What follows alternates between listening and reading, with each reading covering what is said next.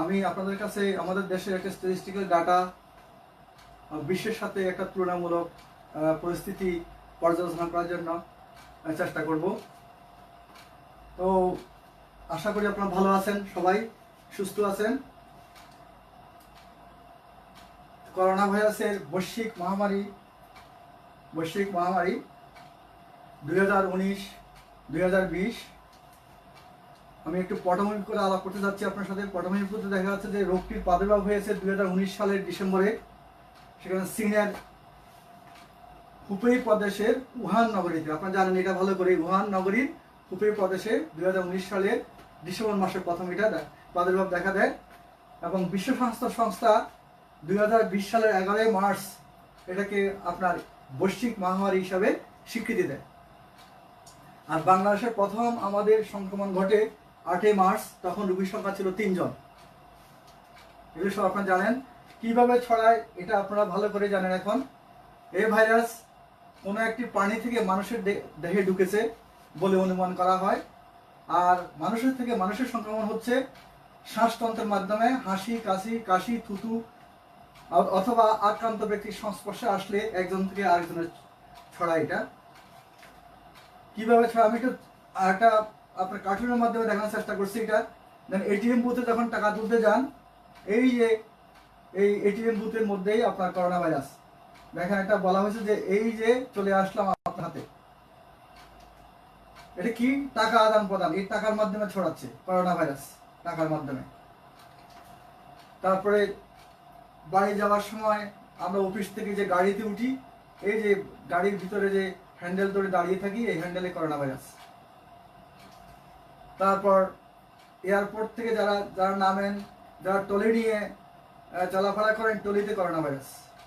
এইভাবে বড় ভাই সাবধানে বাড়ি নিয়ে চলেন, করোনা ব্যাংক মুক্তি করে বলছে। এটাই বাজার করতে যাই আমরা, এই যে বাজারে যে আপনার ব্যাগ, শপিং ব্যাগ, এই শপিং ব্যাগে করোনা বহন করে বাড়িতে নিয়ে যাওয়া হচ্ছে। এটা হলো মোবাইল, যদি ছবিটা স্পষ্ট না, মোবাইলের মধ্যে দিয়ে সে মোবাইলেও করোনা ভাইরাস, সে বলছে আমি এখানেও আছি। এটা হলো গাড়ি, আমাদের বাড়িতে উঠি, বাড়িতে রেলিং থাকে, এই রেলিং এর মধ্যে করোনা ভাইরাস বলছে ওয়েট ভাই আমিও আসতেছি। এটা কি, এটা হলো লিফটে ওঠার সময় যে লিফটের সুইচ গুলো আমরা ব্যবহার করি, এই লিফটের সুইচ, সেখানেও করোনা ভাইরাস। দেখুন আপনারা যে বাজারে যেতে বলি আপনাদেরকে, বাজারে যাওয়ার পরে যে হাঁটা চলাফেরা করেন, এই যে রাস্তার মধ্যে করোনা ভাইরাস, এখন কিন্তু আর হাসি কাশি থেকে নাই, এখন বাতাসও ছড়িয়ে আছে। এই বাতাসের থেকে করোনা ভাইরাস নিচে পড়ছে, নিচের থেকে পায়ে এসে এই ওর মাধ্যমে সে বাহক হয়ে ঘরে নিয়ে যাচ্ছে। এই যে ভিক্ষুক করোনা ভাইরাসের বাহক, এই ভিক্ষুক। এই দেখেন এই যে বাতাস, এই যে এনভায়রনমেন্টাল ট্রান্সমিশন, এই যে বাতাসে করোনা ভাইরাস ছড়িয়ে পড়ছে, বাতাস থেকে ওর দেহে আসছে শরীরে, সেইটা বহন করে বাড়িতে নিয়ে যাচ্ছে। এই যে লক্ষণ আমরা জানেন, করোনা ভাইরাসের লক্ষণ অনেকেই জানেন, তবু একটু আমি চেষ্টা করছি মনে রাখার জন্য, আপনার মনে করে দেওয়ার জন্য। সাধারণ লক্ষণ সাধারণ জ্বর, শুকনো কাশি, ক্লান্তি। আর অস্বাভাবিক লক্ষণ হলো ব্রেনে যদি এফেক্ট করে, মাথা ব্যথা হয়, প্রচন্ড মাথা ব্যথা, আর নাক বন্ধ হয়ে যায়, প্রচন্ড গলা ব্যথা, কফ সহ প্রচন্ড কাশি, এবং কিছুদিন পর অতিরিক্ত শ্বাসকষ্ট, শরীরে অক্সিজেন পরিমাণ কমতে থাকে, মাংসপেশিতে অতিরিক্ত ব্যথা দেখা দেয়, জয়েন্টে ব্যথা দেখা দেয়, অতিরিক্ত শীত ভাব, বমি ভাব বা অতিরিক্ত বমি, এবং পেট খারাপ হয়ে ডায়রিয়ার মতো হওয়া শুরু করে দেয়। এগুলো অস্বাভাবিক লক্ষণ। আর অতিরিক্ত বাড়াবাড়ি পর্যায়ে চলে গেলে ধুম জ্বর, অতিরিক্ত জ্বর, 104-5 জ্বর হয়, কাশির সাথে রক্ত বন্ধে বেরোতে পারে, এবং আমরা রক্ত পরীক্ষা করলে দেখা যাচ্ছে যে সাথে রক্ত পরীক্ষাগুলো এগুলো কমে যায়, লিউকোসাইট কমে যায়, এবং কিডনি বা বিভিন্ন অর্গানগুলো আস্তে আস্তে কার্যক্ষমতা হ্রাস পেতে থাকে। এখন করোনা ভাইরাসের বৈশ্বিক তাণ্ডব, আজকে দিন পর্যন্ত আমি একটা স্ট্যাটিস্টিক্যাল ডাটা অ্যানালাইসিস করেছি। করোনা ভাইরাস আপনারা জানেন এ পর্যন্ত 32,46,008 জন এই পর্যন্ত আক্রমণ সারা বিশ্বের মধ্যে। আর সুস্থ হয়েছে মোটেই 1,16,446 জন। চিন্তা করেন আপনি, প্রায় 33 লক্ষের মতো এফেক্টেড, কিন্তু অনলি রিকভার্ড হলো 1 লক্ষ। তাই সুস্থ হচ্ছে কম মানুষ, ধীরে ধীরে সুস্থ হচ্ছে। এই জিনিসটা আপনার বুঝতে হবে। এটা দেখলে বুঝতে পারেন যে করোনা ভাইরাস কত সাংঘাতিক, কত মরণঘাতী। আর মৃত্যু সংখ্যা সারা বিশ্বে 2 লক্ষ প্রায় 30,000 মতো পার হয়ে গেছে। এখন আমরা দেখি বিশ্বের কোন জায়গায় কি হচ্ছে। ইউএসএ আজকে মোট 1,65,956 জন এফেক্টেড এবং আজকে নতুন কেস হলো 1,762 জন। মোট মৃতের সংখ্যা হলো 61,734। স্পেনে দেখেন এটা এরপর আছে স্পেন 2,39,639 কেস আজকে হলো 2,740, মৃত্যু সংখ্যা 24,543। ইতালি, যে ইতালি সবচেয়ে ভয়াবহ অবস্থায় উঠছিল, সেটা আজকে টোটাল কেস 2,03,591, আজকে কোনো কেস চিহ্নিত হয়নি। টোটাল মৃত্যু সংখ্যা 27,682। দেখুন কেস চিহ্নিত না হলেও মৃত্যুর সংখ্যা কিন্তু বাড়ছেই, মৃত্যু কিন্তু বাড়ছে। তবে একটা সুখবর, আজকে দেখি এখানে ডেথ নেই। ফ্রান্সে 1,66,420 আর আজকে কিন্তু কোনো রোগী নতুন কেস পায়নি ওরা। টোটাল ডেথ 24,087 এবং আজকে কোনো ডেথের সংখ্যা এখানে দেখা হয়নি। ইউকে যদি চিন্তা করি আমরা 1,65,221 জন এবং আজকে কোনো নতুন কেস ওরা শনাক্ত করেনি। ডেথ 26,097 জন। জার্মানিতে 1,61,845, আজকে 306 জন চিহ্নিত হয়েছে, মৃত্যু হয়েছে 6,470। আজকের মৃত্যুর সংখ্যা 3 জন অ্যাড হয়েছে। যেটা আমরা চীনের কথা বলছি, চীন, সেই চীনের কি অবস্থা? চীনের টোটাল কেস 82,862, আজকেও কেস শনাক্ত হয়েছে 4 জন, কিন্তু মৃত্যু নেই, কোনো মৃত্যু নেই। আর টোটাল ডেথ ওদের 4,663। আমাদের দেশে কি অবস্থা আমরা একটু দেখি।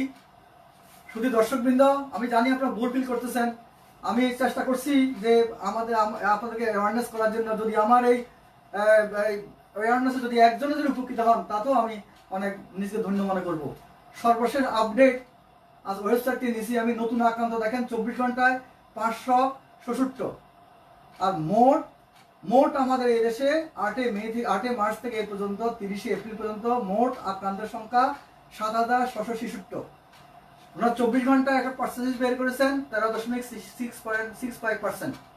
সুস্থ দেখুন 24 ঘন্টা সুস্থ 10 জন, 24 ঘন্টা সুস্থ 10 জন, 24 ঘন্টা আক্রান্ত 566 জন আর সুস্থ 10 জন এবং মোট আক্রান্ত 7,666 এবং মোট সুস্থ 160 জন। দেখেন অসুস্থ বেশি হচ্ছে, সুস্থ কম হচ্ছে, এই জিনিসটা আপনার খেয়াল রাখতে হবে। মৃত্যুর সংখ্যা দেখেন 24 ঘন্টা মৃত্যু 5 জন আজকে, সে অনুযায়ী তারা দেখাচ্ছে 60% মৃত্যুর সংখ্যা। মোট মৃত্যু হলো আমাদের দেশে 168। আর এই এখন একটু পরে আমরা একটা স্লাইড দেখাবো আমি। পরীক্ষা করা হয়েছে 4,965 আজকে এবং মোট পরীক্ষা করা হয়েছে 66,666। আমাদের 18 কোটি মানুষের মধ্যে মোট পরীক্ষা করা হয়েছে 64,666 এবং 24 ঘন্টা তারা গড়ে পরীক্ষা হিসাব দেখাচ্ছে 0.06%। আরেকটা স্লাইড দেখাচ্ছে আমি, দেখুন সুস্থ হলো 24 ঘন্টায় 10 জন, মোট 160 জন। মৃত্যু দেখেন 24 ঘন্টায় 5 জন আর মোট মৃত্যু 168 জন। দেখেন সুস্থ হলো 160 জন, মৃত্যু হলো 168 জন। এটা দিয়ে বুঝবেন আপনারা সুস্থ আর মৃত্যুর একটা ফারাক আছে এখানে।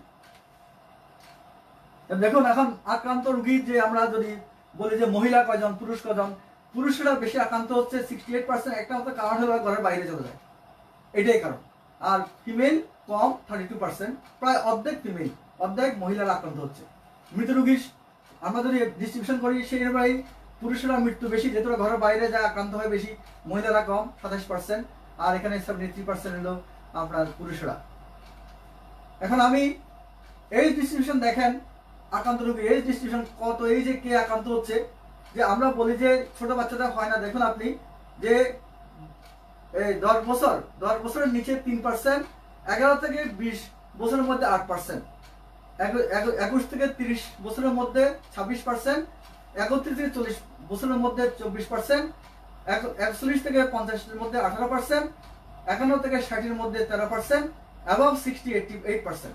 দেখেন যারা এই 51 থেকে 60 বছর এদের কিন্তু আক্রান্ত খুব কম, কিন্তু মৃত্যুর ঝুঁকি খুব বেশি, এরা কিন্তু ঘরের বাইরে খুব কম হচ্ছে।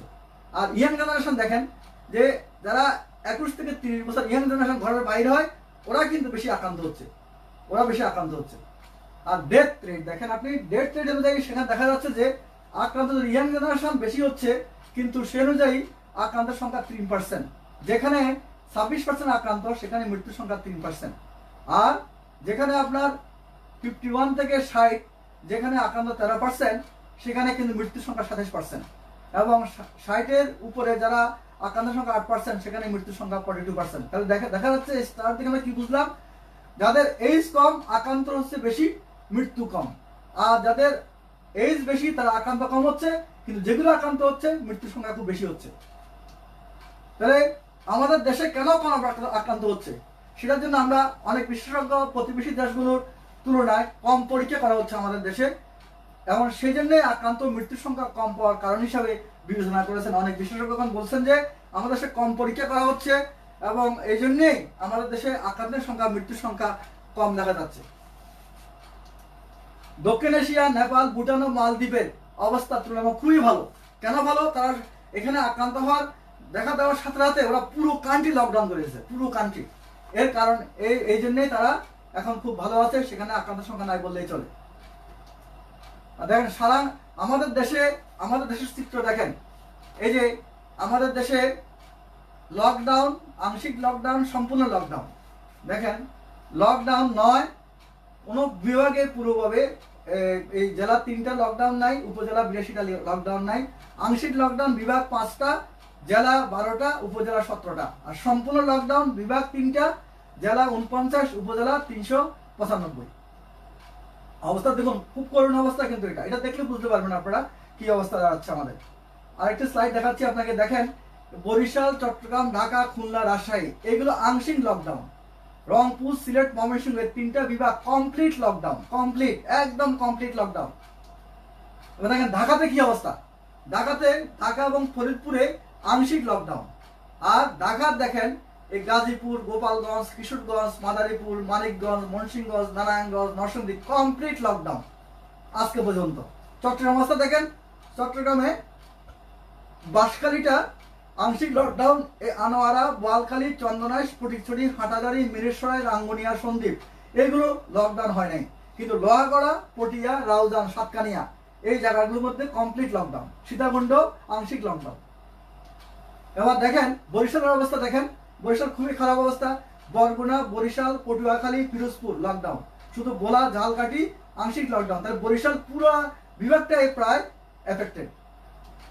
এবার দেখেন আমি দেখাচ্ছি আমার ডিভিশন অনুসারে ঢাকা সিটিতে মোট 3751 জন রোগী শনাক্ত হয়েছে, এবং এর মধ্যে নারায়ণগঞ্জে আছে 923 জন।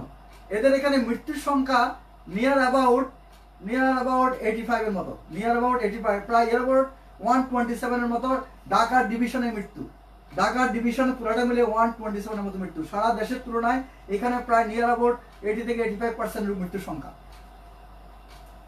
তাহলে চট্টগ্রামের অবস্থা, আমি চট্টগ্রাম থাকি সেই জন্য চট্টগ্রাম কথা বলছি। চট্টগ্রাম 74 জন আজকে পর্যন্ত, কক্সবাজারে 23 জন, কুমিল্লাতে 93, বিবাড়িয়াতে, ব্রাহ্মণবাড়িয়াতে 40 জন, খাগড়াছড়িতে 1 জন, লক্ষ্মীপুরে 35 জন, বান্দরবানে 4 জন, নোয়াখালীতে 6 জন, ফেনীতে 6 জন, চাঁদপুরে 14 জন।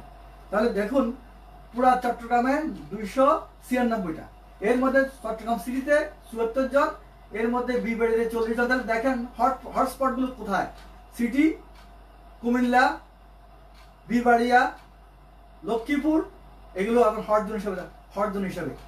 আর মৃত্যুর সংখ্যা আমাদের চট্টগ্রামে 2 জন, কুমিল্লাতে 4 জন, ব্রাহ্মণবাড়িয়াতে 2 জন, তারপর হলো লক্ষ্মীপুরে 1 জন, নোয়াখালীতে 1 জন।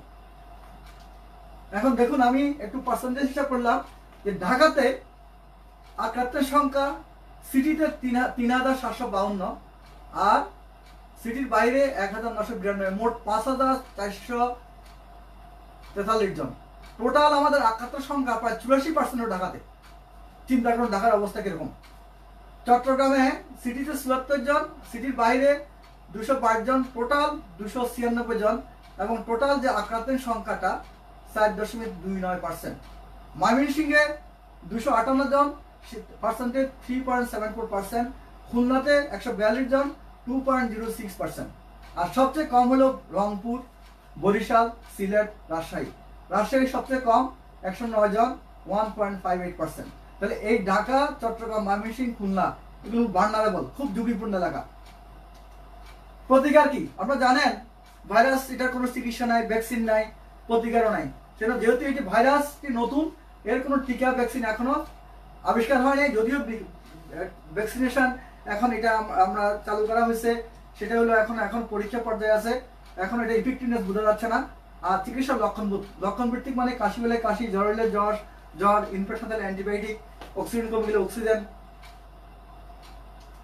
প্রতিরোধ, তাহলে আমাদের কি করতে হবে? যেহেতু প্রতিকার নাই, আমাদের প্রতিরোধ করতে হবে। কি প্রতিরোধ করতে হবে? আমরা প্রতিরোধটা যে সামাজিক দূরত্ব বজায়, সামাজিক মানে একজনের থেকে একজনের ডিস্টেন্স হলো 3 থেকে 6 ফুট। আমরা যখন ঘরের বাইরে যাব 3 থেকে 6 ফুট, বা কাশি থাকবে যাদের, ওদের থেকে আমরা 3 থেকে 6 ফুট দূরে থাকবো। হাত ধুয়ে জীবাণুমুক্তকরণ, বারবার আমরা সাবান দিয়ে হাত দিব। আর যদি অ্যান্টিসেপ্টিক দিয়ে দিব, অ্যান্টিসেপ্টিক না থাকলে সাবান দিলেও চলবে। নাক, মুখ ও চোখ হাত দিয়ে আমরা স্পর্শ করবো না। আর পরিবেশ পরিষ্কার করে করোনা ভাইরাস মুক্তকরণ, পরিবেশকে আমরা পরিষ্কার করব। যেমন দরজার হাতল, এই যে কম্পিউটারের কিবোর্ড, মনিটরের পর্দা, ল্যাপটপ, কম্পিউটার, মোবাইল ফোন, এগুলো খুবই ডেঞ্জারাস, এগুলোতে করোনা ভাইরাস বসে থাকে, এগুলো আমরা তেমন একটা গুরুত্ব দিই না। এগুলো পরিষ্কার করতে হবে অ্যান্টিসেপ্টিক দিয়ে। অন্য কোনো বহুল ব্যবহৃত আসবাব, বাইরে থেকে আসার পর পরে দেওয়া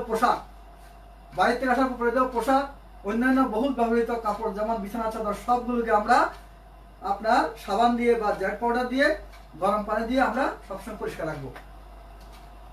করোনা ভাইরাস বহনকারী সম্ভাব্য ব্যক্তিদের সম্পর্কে করণীয়, যারা করোনা ভাইরাস বহন করতেছে তাদের ব্যাপারে আমাদের সাবধান হতে হবে। কি সাবধানতা থাকতে হবে? এখানে যে ব্যক্তি জ্বর, সর্দি, কাশি, হাসি হচ্ছে, মনে করে নিতে হবে যে সে করোনা ভাইরাসের বাহক। এবার আমাদের টেস্টে পজিটিভ আসুক আর না আসুক, তার থেকে আমরা সবসময় 3 থেকে 6 ফুট দূরে থাকবো। এবং ওনাকে বলতে হবে আপনি থুতু যত্রতত্র ফেলবেন না। এবং ওনাকে বলতে হবে হাসি কাশি হলে আপনারা রুমাল দিয়ে বা টিস্যু পেপার দিয়ে হাসি দিবেন, কাশি দিবেন, অথবা যদি না পারে এভাবে হাসি বা কাশি দিবেন। কাগজের রুমাল না থাকলে কর্মীর ভাঁজে, যেটা দেখালাম আমি, পরিচিত কারো করোনা ভাইরাসের লক্ষণ দেখা যায়, যদি দেখা যাচ্ছে যে আশেপাশে কারো করোনা ভাইরাসের লক্ষণ দেখা যাচ্ছে, সাথে সাথে আপনি স্বাস্থ্য সেবা কেন্দ্রে খবর দিবেন বা জরুরি পুনঃ জানাবেন। না হলে উনি কিন্তু বাহক, উনি অনেকে ছড়িয়ে দিবে। এখন আমি কিছু জিনিস বলতে, অনেকে আইসোলেশন, কোয়ারেন্টাইন দ্বিধাগ্রস্ত হয়ে যান। আইসোলেশন মানে কি? যে ব্যক্তির শরীরের মধ্যে করোনা ভাইরাস পাওয়া গেছে, অনেক সময় লক্ষণ না পেলেও করোনা ভাইরাস আমরা পরীক্ষা করলেও করোনা ভাইরাস পাওয়া যায়। তো যে ব্যক্তির করোনা ভাইরাসের লক্ষণ পাওয়া গেছে, ওনাকে আমরা হাসপাতালে অথবা আপনার স্বাস্থ্য কেন্দ্রে বিশেষ বিভাগে আলাদা করে রাখবো, যাতে ওনার থেকে অন্যদের আর ছড়াতে না পারে। এটাকে বলা হয় আইসোলেশন। তাহলে যে ব্যক্তির করোনা ভাইরাস পজিটিভ থাকবে তাকে অবশ্যই আমরা এভাবে আলাদা করে রাখবো হাসপাতাল বা স্বাস্থ্য কেন্দ্রে। আর সংঘনিরোধ বা কোয়ারেন্টাইনটা কি? যে ব্যক্তির শরীরে লক্ষণ ধরো করোনা ভাইরাসের মতো, কিন্তু করোনা ভাইরাস পরীক্ষা করে দেখলাম যে করোনা ভাইরাস নেগেটিভ, তাহলে এই ভাগ হইতে পারে।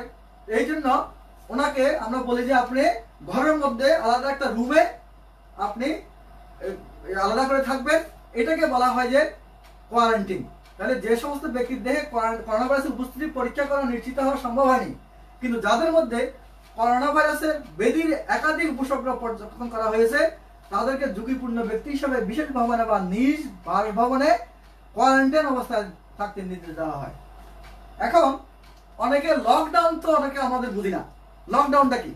যারা আমরা মানে আপনার কোয়ারেন্টাইন আইসোলেশন করার পরও করোনা ভাইরাসকে আমরা প্রিভেন্ট করতে পারছি না, যেমন আমাদের দেশে যে অবস্থা এখন হলো, আমরা কোয়ারেন্টাইন করলাম, আইসোলেশন করলাম, এরপরও দেখা যাচ্ছে ছড়িয়ে যাচ্ছে। তখন আমাদের মাননীয় প্রধানমন্ত্রী আমাদেরকে জাতিকে বাঁচানোর জন্য উনি বললেন যে আমাদের পুরো দেশ লকডাউন করে দাও। সেই লকডাউন, সেটা লকডাউন যখন অন্তরণ ও সংবিধান মানে আইসোলেশন এবং কোয়ারেন্টাইন ব্যবস্থাগুলি ব্যর্থ হয়, তখন সরকার বা সংশ্লিষ্ট কর্তৃপক্ষ কোনো নির্দিষ্ট অঞ্চল বা সমস্ত দেশের উপর অবরুদ্ধকরণ বা লকডাউন ব্যবস্থা জারি করে বলবৎ করতে পারেন। এখন লকডাউনে হলে কি করব আমরা, এটাই তো মানুষ বুঝে না, যার ধরুন আমাদের আজকে আক্রান্তের সংখ্যা বাড়তেছে, মৃত্যুর সংখ্যা বাড়তেছে। আচ্ছা, তাহলে কি হলো? এটা লোকদের বাসা থেকে বেরোতে পারবে না, পরিবহন ব্যবহার করতে পারবে না। এই যে আমরা বের হই, রিক্সা চড়ি, বাসে চড়ি, ট্যাক্সিতে চড়ি, প্রাইভেট কারে চড়ি, ডেঞ্জারাস। এগুলোতে করোনা রোড থেকে এসে এখানে লেগে থাকে, বাহক হিসেবে কাজ করে, ইনফেকশন হয়ে যাচ্ছে।